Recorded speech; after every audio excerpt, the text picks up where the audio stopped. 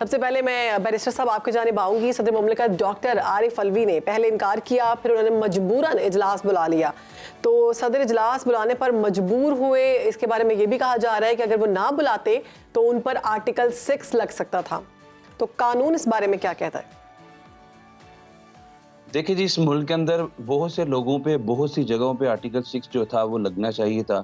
हमने देखा कि पंजाब के अंदर असम्बलियाँ बैठी, एक-एक बार बाद में बैठी, एक पंजाब असम्बली में बैठी और स्पीकर की रूलिंग पे बिल्कुल आर्टिकल 6 लगता था। फिर उसके बाद हमने डिप्टी स्पीकर की रूलिंग पे देखा, कौमी असम्बली में जिस तरह वोट ऑफ नो कॉन्फिडेंस की रेज़ोल्यूशन को एक जुम्बुश कलम रद्दी की टोकरी की नज़र कर दिया गया और फिर उसके बाद इलेक्शन की डेट देने के हद तक हो, चाहे वर्कर के अपॉइंटमेंट का ताल्लुक हो, वो तमाम जगह जहाँ पे हमारा आइन जो है वो एक मैंडेटरी ऑब्लिगेटरी कंडीशन इम्पोज करता है किसी भी पॉलिटिकल पर्सनैलिटी के ऊपर या डेजिग्नेशन होल्डर के ऊपर, अगर वो अपनी पार्टी का आइन मंशूब दस्तूर या झंडा नाफिज करने की कोशिश करे और आइन पाकिस्तान के किसी भी प्रोविजन या आर्टिकल को जो है वो सबोताज करता है, हेल्ड इन बेंच रखता है, मुअत्तर करता है, तो मेरे ख्याल में हमारे मुल्क में जब तक हम प्रेसिडेंट सेट नहीं करेंगे, एक एग्जाम्पल सेट नहीं करेंगे, तो इसी तरह चीज़ें चलती रहेंगी। हमारे आइन के अंदर 280 आर्टिकल्स हैं तहरीरी तौर पे, या जब हम ब्लैक एंड वाइट देखते हैं ये सारी चीज़ें मौजूद है। बट अनफॉर्चुनेटली जहाँ तक इसकी अमलदारी की बात है, इन्फोर्समेंट की बात है, इम्प्लीमेंटेशन की बात है,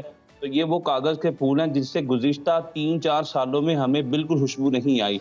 हमने देखा vote of no barrister confidence साहब, पे आप ये एक सिचुएशन वाजे कीजिएगा कि अगर सदर ना बुलाते इजलास, अगर वो समरी पर दस्तखत ना करते, तो क्या आईनी तौर पर ये इजलास बुलाया जा सकता था?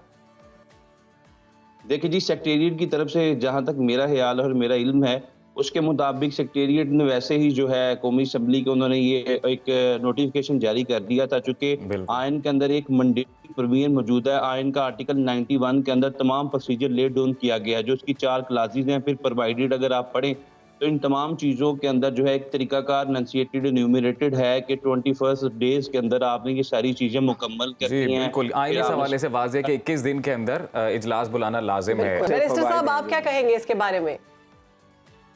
शहरबानो मैं ये समझता हूँ कि जब हज़रत अबू बकर सिद्दीक़ खलीफा वक्त बने तो आपने अपनी तनहा रियासत की मजदूर की तनहा के बराबर रखी थी और आपसे जब पूछा गया था कि आप तनहा के पैरामीटर्स में गुजारा कर लेंगे, तो आपने कहा कि अगर मेरा गुजारा नहीं होगा तो मैं समझूंगा कि मेरे रियासत के मजदूर का भी गुजारा नहीं होगा, मैं अपनी भी तनहा बढ़ा लूंगा, उसकी भी तनहा के अंदर इजाफा करूंगा।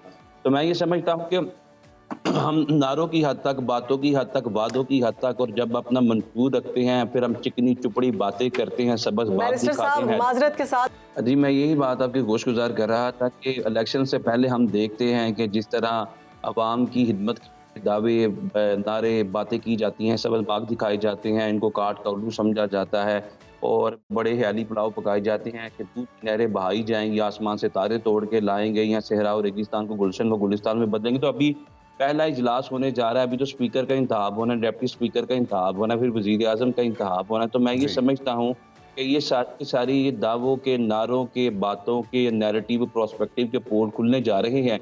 तो हम बात वैसे रियासत मदीना की करते हैं, इस्लामी निज़ाम की करते हैं, आइन के आर्टिकल 2A को इंसर्ट करते हैं, 227 को रखते हैं कि इस्लामी फलाही मुमलकत खुदादाद होगी, और फलाही मुमलकत वो है जिसमें अवाम के हकूक़ का ख्याल रखा जाता है। बैरिस्टर साहब, आप क्या कहेंगे इस हवाले से कि जो 16वीं कौमी असम्बली अब आने वाली है इंशाअल्लाह से, तो क्या उम्मीद की जाती है? पाकिस्तान अब मज़ीद तरक्की की राह पर गामज़न होगा?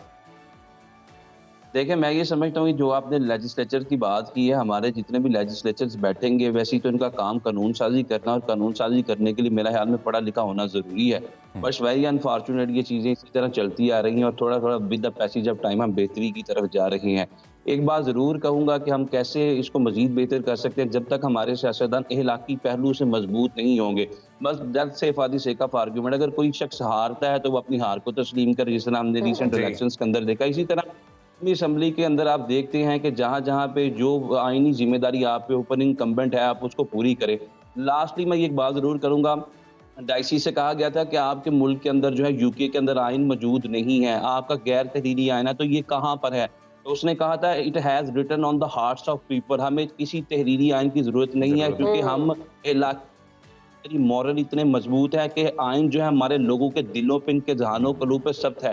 तो मैं ये समझता हूँ कि आइन की किताब रखते हुए जो जो इनके फ़राइज़ मनसबी हैं उसकी अदायगी ऐसे तरीके से सर अंजाम दें, जो रोटी कपड़ा मकान का वादा आयन के आर्टिकल 38D के अंदर नंसिएटेड न्यूमिनेट है, जिसको आज ठीक। तक कभी किसी ने प्रायोरिटी नहीं है, उसको अगर ये ठीक पूरा है करे, बैरिस्टर साहब, हम दुआई कर सकते हैं कि पढ़े लिखे लोग तो हैं लेकिन काम भी कुछ ऐसे करें कि आवाम की मुश्किलात आसान हो।